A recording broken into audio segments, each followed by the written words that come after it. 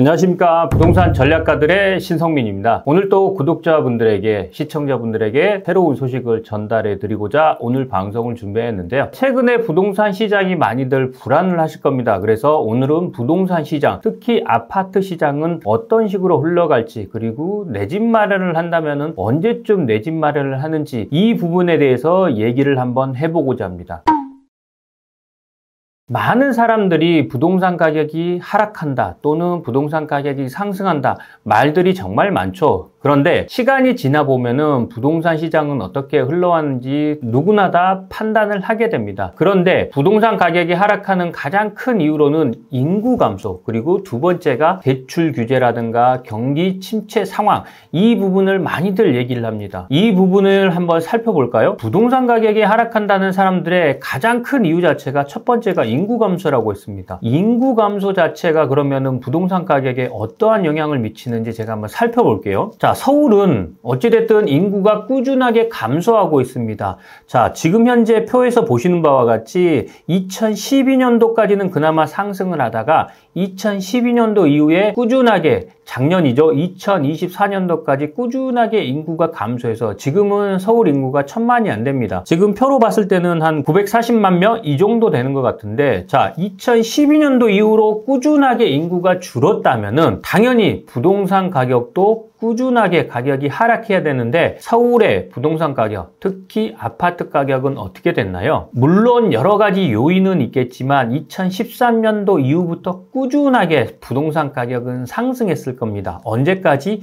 아마도 2023년도까지 꾸준하게 상승했습니다. 많은 사람들이 얘기했던 인구가 감소하면은 부동산 가격은 당연히 하락한다, 부동산 가격은 폭락한다, 이 얘기랑 상반되게 지금 현재 부동산 시장은 흘러가고 있다는 얘기입니다. 또 하나 예를 들어 드릴까요? 서울의 인구를 세대별로 한번 나눠봤을 때 서울의 인구 중에서도 늘어난 세대가 있습니다. 그런 세대가 어디냐면은 전체적으로 50대, 60대, 70대, 여기서 서울의 인구가 굉장히 많이 인구수가 늘었습니다. 즉 서울로 들어온 50대, 60대, 70대 인구가 굉장히 많다는 얘기입니다. 그러면은 여기서 하나만 짚어보겠습니다. 10대는 별개로 하고 20대라든가 30대, 40대의 주택 구매 지수가 높을까요? 아니면은 50대, 60대, 70대가 주택 구매 지수가 높을까요? 제가 봤을 때는 50대, 60대, 70대가 주택 구매력에 있어서는 굉장히 높습니다. 그렇기 때문에 서울의 집값 자체는 계속해서 탄탄하게 버텨주고 있고, 그 다음에 서울의 주택 구매력을 갖추고 있는 수요들 자체가 오히려 늘었다고 보셔야 됩니다.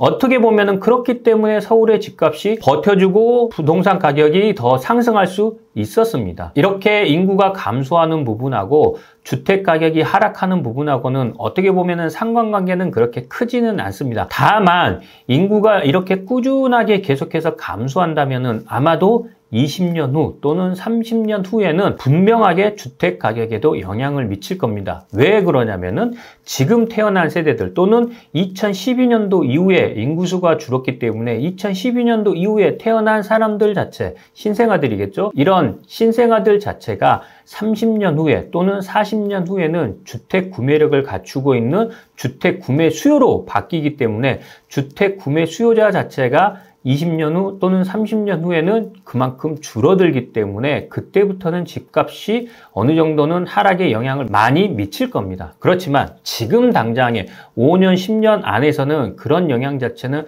그렇게 크지 않을 거다, 이렇게 말씀드리겠고, 그리고 두 번째로 얘기하는 부분이 대출 규제입니다. 대출 규제는 작년에도 있었고 재작년에 있었고, 그리고 전 정부에서도 대출 규제는 있었습니다. 자, 하나만 말씀드릴게요. 대출 규제가 시장에는 바로바로 영향을 미칩니다. 그런데 이 대출 규제 자체가 가장 길게 간 때가 언제였을까요? 아마도 노무현 전 대통령 시절일 겁니다. 그때도 대출 규제를 굉장히 강하게 했는데, 그때 강하게 했다고 하더라도 이 대출 규제 자체가 몇 개월을 갔냐? 8개월을 넘지 않았습니다. 그리고 8개월이 되기 전에 대부분 대출 규제를 완화하거나 아니면 경기 부양책을 썼습니다. 최근에 예를 들어 드리면은 작년 9월 달에 DSR 2단계가 시행이 됐죠. 그리고 작년 9월 달 이후부터 부동산 가격은 많이들 꺾였습니다. 그리고 이 부동산 가격이 꺾였는데 불과 3개월 만에 또 시장이 바뀌었습니다. 어떻게 바뀌었냐? 아무리 정부에서 금융 규제를 가한다고 하더라도 시중은행들 자체는 12월 달에 뭘 발표했냐면은 내년도 대출을 완화해 주겠다. 내년도 대출은 확대하겠다. 이렇게 나왔습니다. 한번 살펴보면은 뭐 우리은행이라든가 시중은행이라든가 한국은행이라든가 가계대출폭 제한을 완화해 주거나 아니면은 가계대출을 좀 풀어준다거나 이게 바로 12월 달에 나왔습니다. 작년 12월 달에 나왔습니다. 정부에서는 대출 규제로 9월 달에 대출 규제를 했는데 3개월 만에 시중은행에서는 대출을 완화시켜 버렸습니다. 그러면은 스트레스 DSR 3단계가 시행되는 7월 달 이후에 부동산 가격은 어떻게 될 거냐? 일시적으로는 조금은 꺾일 겁니다. 그렇지만 이 일시적인 부분이 저는 6개월을 넘어가지 않을 거라고 분명하게 말씀드리겠습니다. 7월 달에 시행이 된다면 7, 8, 9월 달은 어느 정도 영향은 있겠지만 9월 달 이후부터는 가을 이사철이라든가 그리고 11월 달, 12월 달이 됐을 경우에는 시중은행에서는 내년도 대출 총량을 풀어야 되기 때문에 대출 규제를 완화할 거고 대출을 확대할 겁니다. 그렇게 된다면은 정부에서 시행하는 대출 규제는 힘을 못 받을 가능성이 굉장히 큽니다. 그래서 제가 올해 6월달, 7월달, 8월달을 내 집 마련의 기회라고 얘기를 계속해서 말씀을 드렸던 겁니다. 제가 한 2개월 전, 3개월 전에 영상 올려드린 게 있을 겁니다. 내 집 마련의 기회가 다가오고 있다. 그 내 집 마련의 기회는 올해 5월달, 6월달, 7월달, 8월달에 내 집 마련을 하시면은 저는 최선의 내 집 마련 적기라고 말씀을 드리겠고 혹시라도 조금 늦춰진다 그러면은 올해 하반기, 늦어도 올해가 가기 전에는 내 집 마련을 하신다면은 내년부터는 부동산 가격이 올라가는 부분을 눈으로 그리고 피부로 체감할 수 있을 겁니다. 만약에 부동산 가격이 내년부터 올라간다면 내년에 내 집 마련을 하실 겁니까?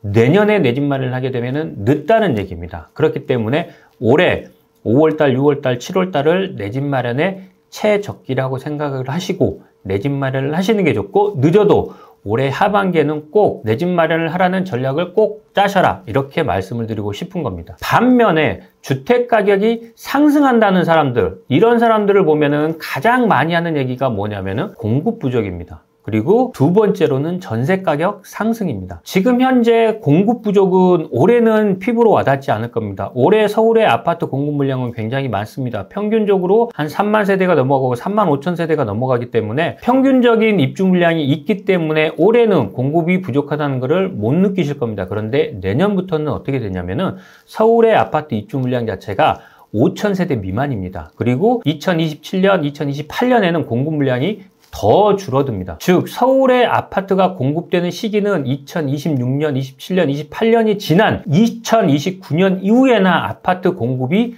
원활하게 이어질 겁니다. 그러면은 이 3년 동안 서울 지역의 부동산 가격, 특히 아파트 가격은 어떻게 될까요? 상승으로 돌아설 겁니다.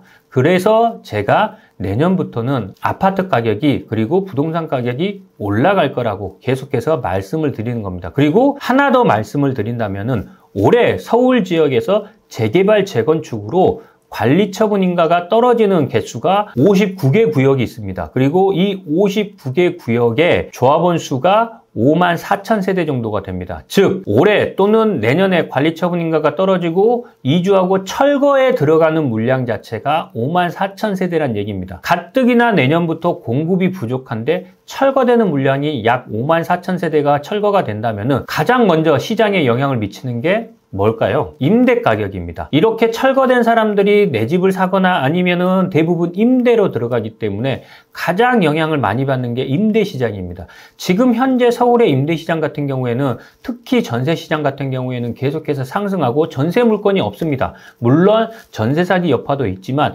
이런 부분 때문에 아파트 전세가 더더욱 물량이 없는데 이런 관리처분인가 떨어지고 철거하는 세대까지 합해진다면은 임대 가격은 더 불안해지고 전세 가격은 더 상승할 수밖에 없다는 얘기입니다. 즉 내년부터는 이런 부동산 가격, 임대 가격이 상승할 수 있는 시장이 만들어져 가고 있다고 생각을 하셔야 됩니다. 올해는 피부에 와닿지가 않을 겁니다. 그런데 내년 되면은 제가 왜 이 말씀을 드렸는지 피부에 와닿을 거기 때문에요. 지금 현재 내 집 마련을 고민하시는 분들이라면은 과감하게 올해 5월달, 6월달, 7월달에 내 집 마련을 하시고 그리고 늦어도 올해 하반기 안에는 내 집 마련을 하셔야지 내년부터 부동산 가격이 올라가는 시장에 뒤처지지 않을 겁니다.